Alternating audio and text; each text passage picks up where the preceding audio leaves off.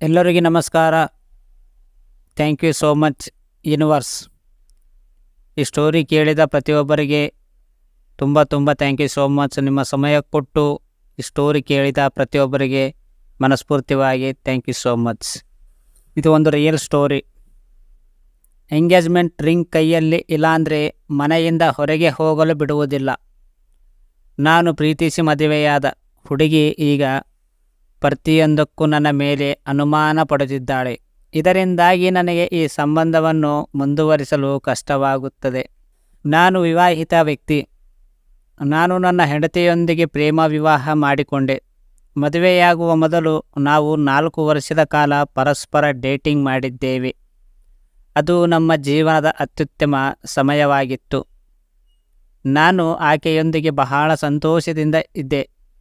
ಆದರೆ ಇತ್ತೀಚೆಗೆ ಯಾಕೋ ನನಗೆ ಆಕೆಯೊಂದಿಗೆ ಉಸಿರು ಕಟ್ಟದಂತಾಗುತ್ತದೆ. ನನ್ನ ಬಗ್ಗೆ ಅನುಮಾನ ಪಡುತ್ತಿದ್ದಾಳೆ.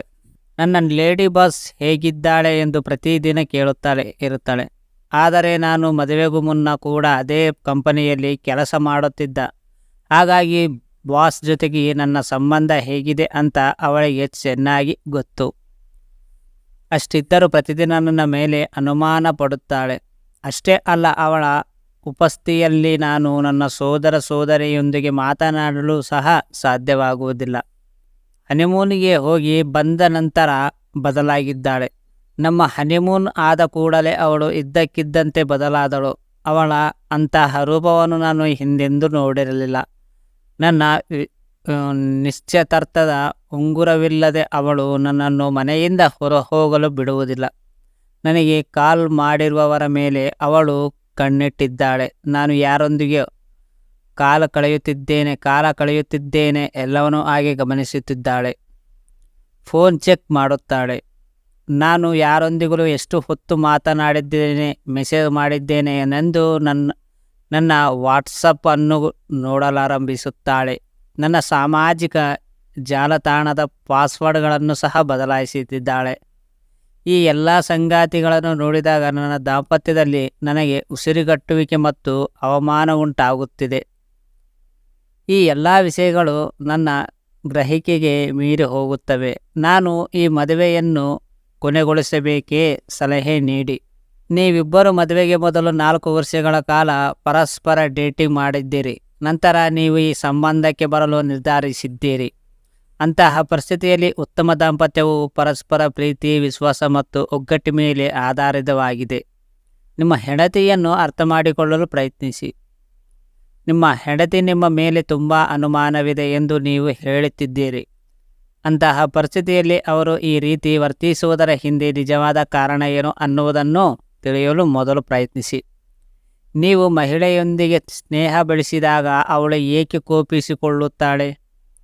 ಇಷ್ಟೇ ಅಲ್ಲ, ಮದುವೆಯ ಸಂಬಂಧದಲ್ಲಿ ನೀವು ಏನಾದರೂ ತಪ್ಪು ಮಾಡಿದ್ದೀರಾ?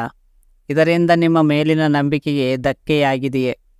ಇದು ನಿಮ್ಮೊಂದಿಗೆ ಇಲ್ಲದಿದ್ದರೆ ನಿಮ್ಮ ದಾಂಪತ್ಯದಲ್ಲಿ ನಂಬಿಕೆಯನ್ನು ಬೆಳೆಸಲು ಪ್ರಯತ್ನಿಸಿ. ನೀವು ಅವರನ್ನು ಹಿಂದೆಂದಿಗಿಂತಲೂ ಪ್ರೀತಿಸುತ್ತಿದ್ದೀರಿ ಎಂಬ ಭಾವನೆ ಮೂಡಿಸಿ ಅವರಿಗೆ ನಿಮ್ಮ ವಿಷಯವನ್ನು ಅವರಿಗೆ ವಿವರಿಸಿ. ನಿನ್ನ ಮಾತುಗಳೆಲ್ಲ ಕೇಳದ ಮೇಲೆ ನಿನ್ನ ಹೆಂಡತಿಯ ಮಾಡುತ್ತಿರುವುದು ಸರಿಯಲ್ಲ ಎಂದು ಖಂಡಿತ ಹೇಳುತ್ತೇನೆ. ಆದರೆ ಇದರ ನಂತರವೂ ನಿಮ್ಮ ಸಂಬಂಧವನ್ನು ಉಳಿಸಲು ನೀವು ಪ್ರಯತ್ನ ಪಡಬೇಕು.